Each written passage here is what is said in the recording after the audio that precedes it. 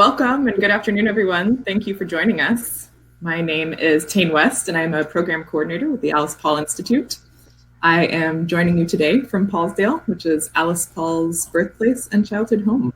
It was dedicated as a National Historic Monument in 1991, and we are located in Mount Laurel, New Jersey. Take a minute and introduce yourselves in the chat box if you would like, and tell us where you're coming from. If you have any questions at any point during the program, there is a Q&A tab that you can enter or submit any questions you have for us. And I would just like to go ahead and start on time. I am honored and excited to be joined today by two incredibly talented women living in the Austin, Texas area, which is my hometown. Originally from Baltimore, Maryland, Maureen Broy Papovich is a classical singer with degrees in voice performance and women's studies from Towson University and a master's of music from the University of Arizona. And Rain Nox is a composer with a degree in music composition from the University of Texas. I will let Maureen take it from here and tell you about her project and this beautiful woman that is pictured here. Hello, everyone. Thank you so much for attending. I'm Maureen, and I want to thank you, Kate, for that introduction, and especially thank the Alice Paul Institute for giving Rain and I a chance to talk about this project, which we've called the ERA project. So I quickly want to clarify a couple of things. The ERA project is not actually an opera. It's something called a song cycle. So a song cycle is basically, quickly, a set of songs with a common theme. This particular song cycle is 6 songs. And they're about the ERA, Equal Rights Amendment, my grandmother, and the National Women's Party. Planning to have a virtual performance through the Belmont Paul House virtually on August 23rd of this year, so next month at 2 p.m. Eastern Time, 1 p.m. Austin time. I also want to clarify that I'm actually not a composer. I'm also technically not a lyricist either. I'm, I guess, technically the lyricist for this piece, but Rain was the talented composer who composed every last note of this piece. She also really should get credit as the lyricist as well. The ideas were mine, and I did the research and provided her with basically raw material that she was able to turn into lyrics and then set to music. So I just wanted to be clear about that. I did the research. I'm a researcher, I guess, and I'm a singer, so I'll be performing the piece. But Rain Nox did all of the composition and really a lot of the writing the lyrics as well. So I just wanted to clear that up quickly. So the idea of this was really inspired by my father's mother, my grandmother, the glamorous gal in the photo here.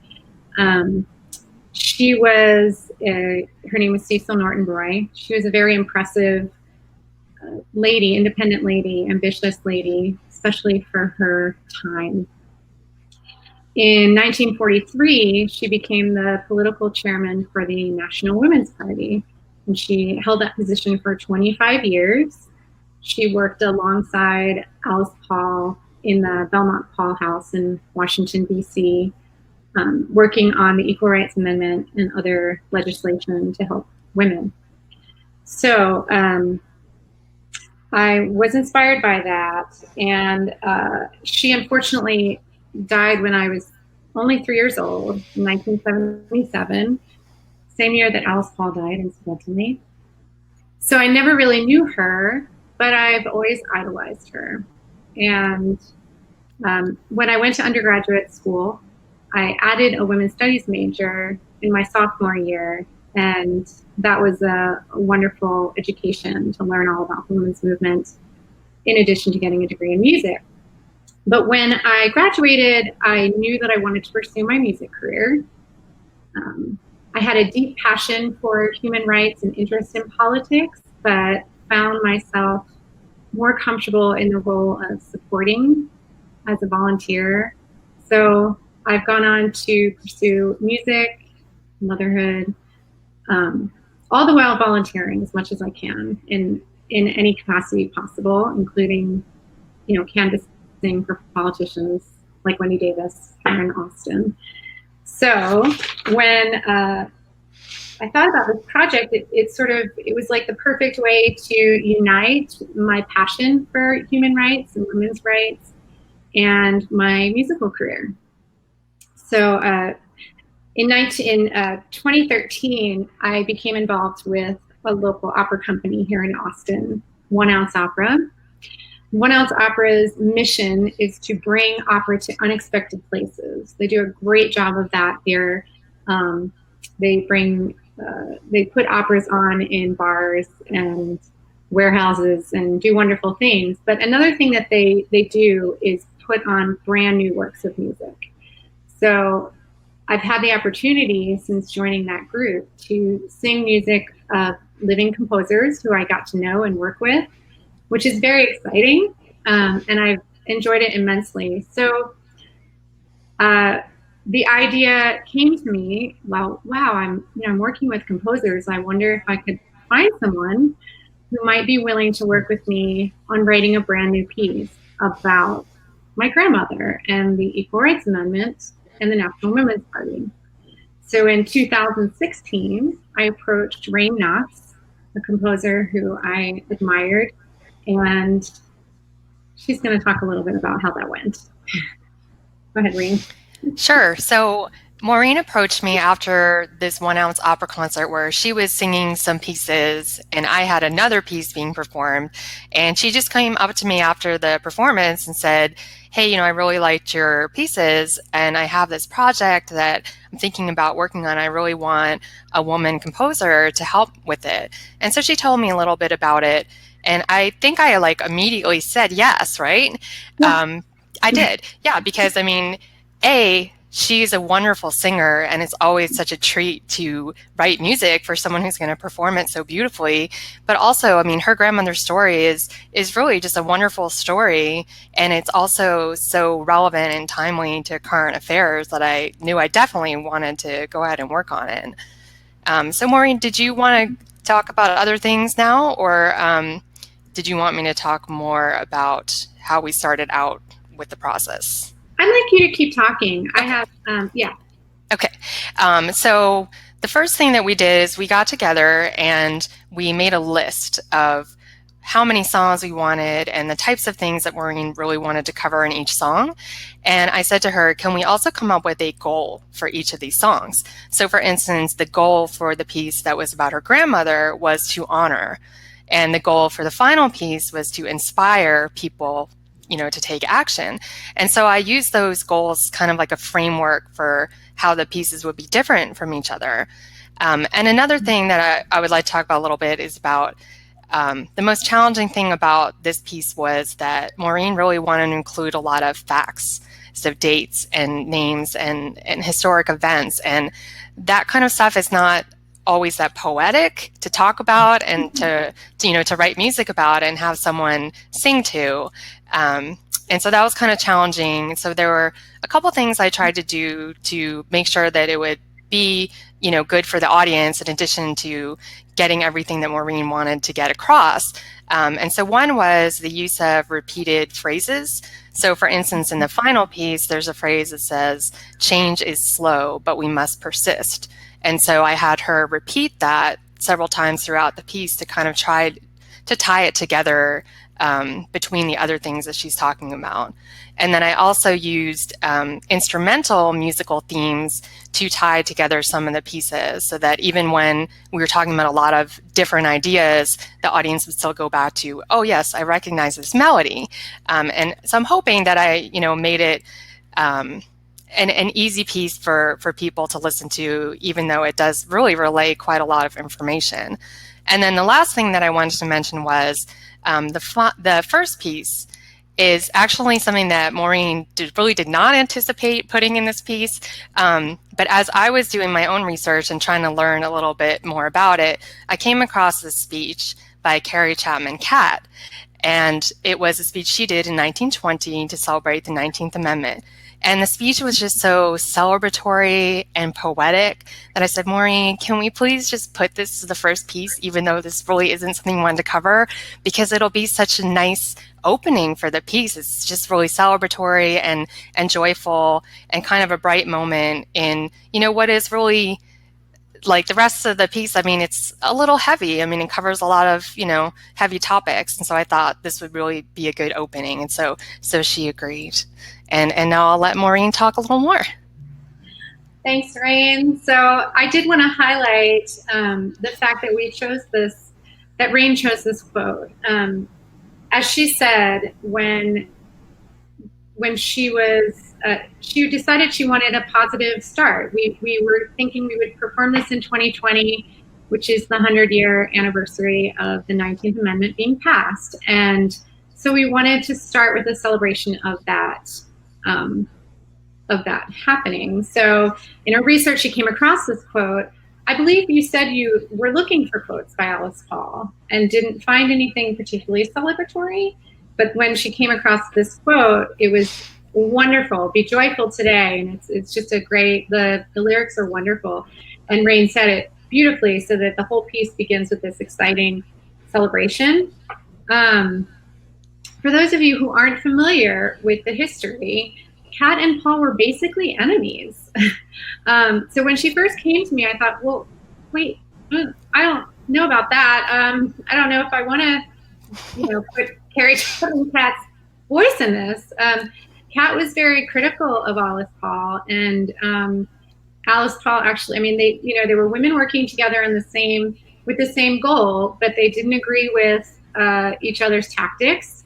And like I said, Kat was very critical of Alice Paul, and Alice Paul actually ended up leaving NASA, which is a national, I think it's American Women's Suffrage Association, to form her own group, which was the National Women's Party, because she needed to separate herself from Carrie Chapman Catt. So, you know, and after the 19th Amendment was passed, and Alice Paul went ahead and wrote up the Equal Rights Amendment, Kat and NASA were opposed to it.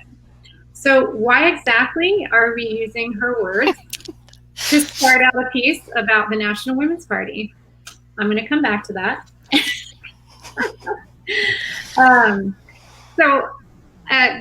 This piece ended up taking me about 3 years to before I gave Rain any material to work with. And that's really because I didn't want to just write about a history piece. I didn't just want to write about history. I really wanted to talk about the women's movement today, where we are as a movement, as women in this country, around the world, but particularly in this country. I wanted to look at why the ERA has still not passed, why a figure like Hillary Clinton could lose to the likes of 45. So I particularly wanted to explore the division among women in general, but particularly among different races. I wanted to learn more about intersectionality, also explore the division among women as relating to class, sexual identity, and even the division between women within the movement itself. And so I thought, you know, this song is kind of a neat way to start, because this is a historical example of women wanting the same end goal, but not being able to agree on how to get to it. So that's why I thought, you know, this is not a bad idea. And when I do the performance, I'll explain that as well for anyone who doesn't have the benefit of hearing this talk. So they don't go, if they know the history, why on earth is she having Carrie Chapman Catt's words? I don't understand. So that's what that's about.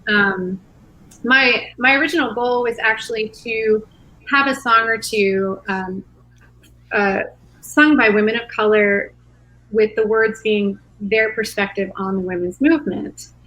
And what I found after about 2 years of talking with colleagues and friends and frankly, any woman of color who would oblige me her time, was that this subject was much, much bigger than a song or two could cover, and that it needed to be another entire project. So I set that aside for the future, and basically the very last song in the set is called Moving Forward. And in that song, I addressed, from my point of view, how we might come together to move forward. So, how is our lack of unity holding us back? So that's kind of where I came to on that. And I do hope in the future to continue and maybe make a part 2 of this project, to tell the story from other women's perspectives. This particular one is mine, and that seems appropriate since it's a historical connection to my grandmother. So real quickly, I want to talk about what each song is about. The first song is the celebration, Be Joyful Today. The second song is called the ERA, and it introduces the ERA, gets a little history about it. The third song is called Cecil, and that was the first song that Rain wrote because I think my words were the most lyrical for that because it was personal. In that song, I talked briefly about my grandmother's work, and I've always been fascinated by her courage to break away from societal norms and be a woman of ambition in that day and age. That's always amazed me. So I speak about that in that song. Number 4 is about the National Women's Party and all of the wonderful work that they continued to do while at the same time they were also trying to pass the ERA. So they weren't just trying to pass the ERA. They were getting all kinds of things, all kinds of legislation passed that was helpful to women the whole time. So we talk about that. The 5th song is called Too Many Reasons. And that song addresses why we still need an ERA in the United States. And the last song is called Moving Forward. And that is where I speak about how I feel the women's movement is doing, how I hope that we can come together to move forward. So I wanted to quickly take this chance to thank all the folks that have helped me with the research. Starting out, Jennifer Krafchick, she was the former deputy director of the National Women's Party, and she helped me immensely, meeting me at the Belmont Hall House in Washington, D.C., and opening up things to me, so giving me resources for my research, including the National Women's Party papers, 1913 to 1974, which I read cover to cover. And then Kirsten Hammerstrom, who has been my contact this last year and has kept this project going. So I'm grateful to both of them. And definitely to the Alice Paul Institute. I was able to attend their amazing event last summer, Alice Paul Day, I think was what it was called, at Talltale in New Jersey, and got to hear amazing speakers and meet Kristen Niles there, as well as women from Virginia working to ratify the ERA in Virginia, which happened in January of 2020. One of the only good things this year. So yay! So that was very exciting. I also was connected to the ERA Coalition there, and that was huge because they put out an amazing amount of information, statistics, information that I could use for my research. And I highly recommend that you watch the Equal Means Equal documentary, which is fantastic. And ERA Day, yes, thank you, Krista. That was June 30th last year. It was wonderful. So I wanted to thank the Alice Paul Institute for connecting me to all these wonderful resources. And did I forget anyone? Of course, I need to thank Rain for sticking with me through this process, because even though I asked her in 2016, she stuck with me through the rabbit holes of research that I went down. I didn't present her with anything, I think, until this past fall. Is that right? I think that's right. Yeah. So I'm really grateful to you, Rain, for sticking by me. Oh, thank you. And Tane, it's been great getting to know you as well. So thank you. If anyone has questions, I would love to hear from you. Yeah, please. Well, and I wanted to ask, I think you mentioned it in the beginning, but I want you to maybe restate for us where we'll be able to see this performance. Yeah, so the National Women's Party through the Belmont Hall House is hosting a performance at 2 p.m. Eastern Time on August 23rd, so next month. So I believe if you go to their website, they'll have information for how to register for that, but they don't have it yet. So, but I am coming on here again. I was going to say this is the perfect opportunity to mention that on August 18th at this time, so a few Tuesdays from now, but August 18th at this time, we will have a little sneak peek. That is. Yes. I will be making a recording for the performance on the 23rd so that I can speak and not have to worry about performing and speaking. So I'll be recording the work, video recording it at the end of this month, and then presenting it on the 23rd. So on the 18th, I will leak out one of the songs here so that folks can listen and hopefully be interested in hearing the whole set. That's so exciting. Let's see. Oh, and so Diane Martyr asked if there was a CD. Are you going to release just the audio, perhaps? Oh, wow. That is not something that I have even thought about quite yet. But certainly down the line, we'll want to record something, Rain, don't you think? We want to have a recording of this. Definitely. Yeah. I mean, this video recording will not turn into a CD, so we would have to record it separately. But hopefully, yes. Hopefully that will happen. Just probably not for a little while, but we'll let you know at API if it does happen. When it happens. Thank you for asking that. And Krista would like to know if there is Maureen, for you, a specific song within the cycle that you cherish the message of the most. Oh my, so honestly, that's hard because I think the last song is my favorite. It's where I'm speaking from my heart. And even though, like I said, I gave Rain, I know she didn't use exactly what I said. She polished it to make it lyrical. But it does express my feelings, and the way she said it is so powerful. I mean, I cannot wait to perform that song. It's my favorite for sure. My second favorite is Cecil, because that too is personal. So. Okay, and then Rain, Krista is asking you what your process is for creating a song cycle such as this project, and how do you blend the creativity with the research and the facts? Like you said, that was a difficult thing. Yeah, so I will say that I think when I started working with Maureen, I actually started being a little embarrassed about how little I really knew, and I was like ashamed, like I should know all these things. And in fact, I will just total side note that I had never gone to a women's march until I met Maureen, and she inspired me to go to one. And that's really just shows like how much this project is actually meant to me and really changed things for me and motivated me to get more involved in things. So I definitely thank her for that.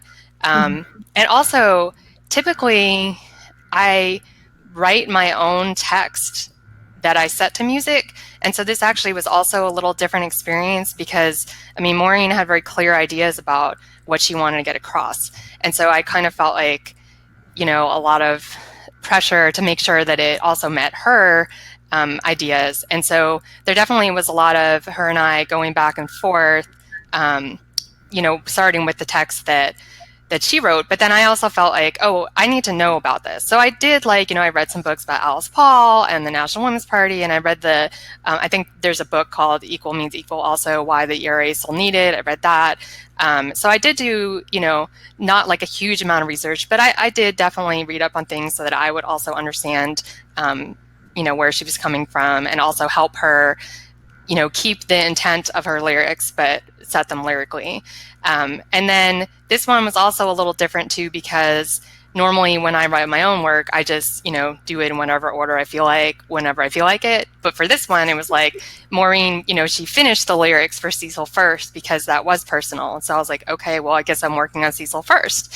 And she's very patient. And so sometimes it'd be like a month and she'd be like, how's it going? And I'd be like, look, I'm sorry, dude. Things are just busy at work. And, now it's like, well, things are crazy right now. And she's like, okay, that's fine. No worries. Just checking in.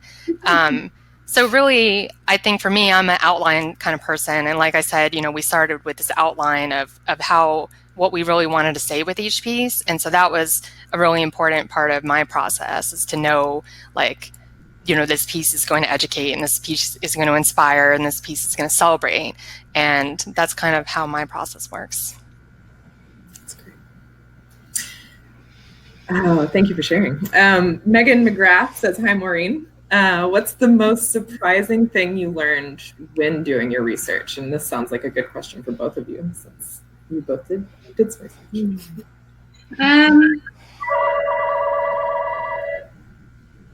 Most surprising thing.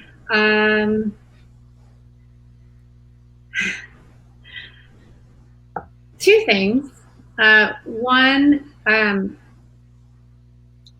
this wasn't as surprising. This wasn't terribly surprising, but it was a little surprising to me how few people, if I said ERA, nobody knew what that was. Like, really, nobody knew what that was. And that was a little hard to realize. And so I was super excited when the ERA show, what was that called? It's like, I'm blanking. Mrs. America. Mrs. America, thank you. If you're looking for a wonderful television show just for entertainment, Mrs. America is very entertaining.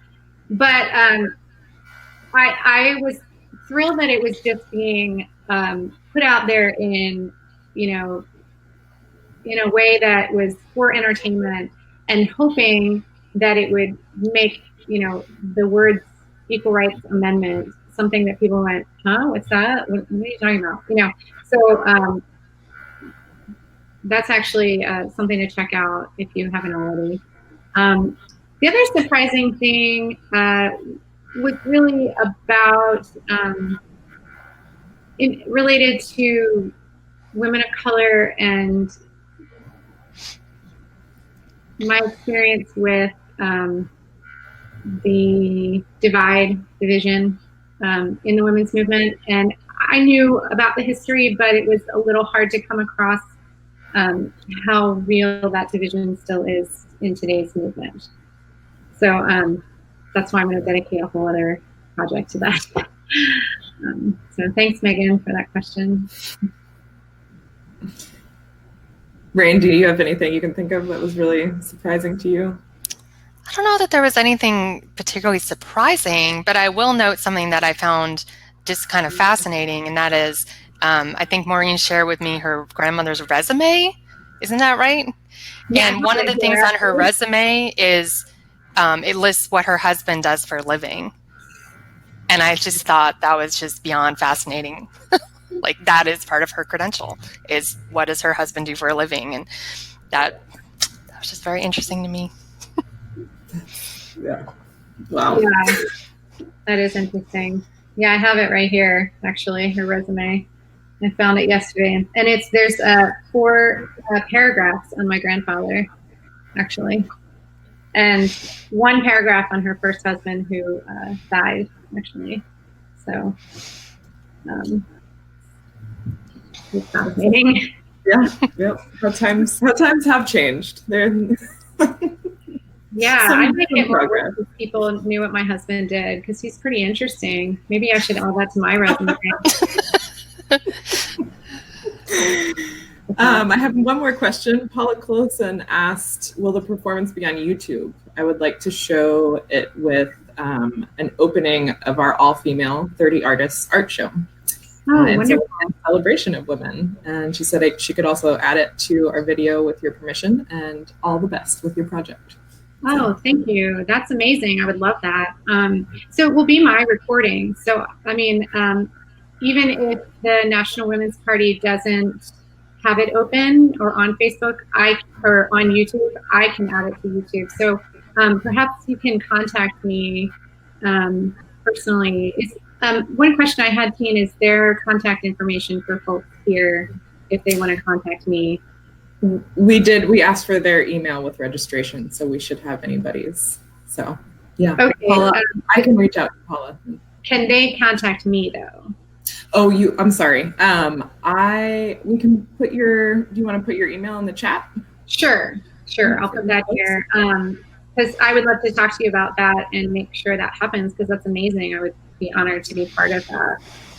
I also have a website, so I'll put both of those here. And the website does talk about this project. And you can hear me sing and decide if you want to come to the summit.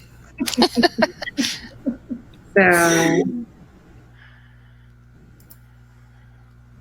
Rain, we can put yours in there too. I have your website address.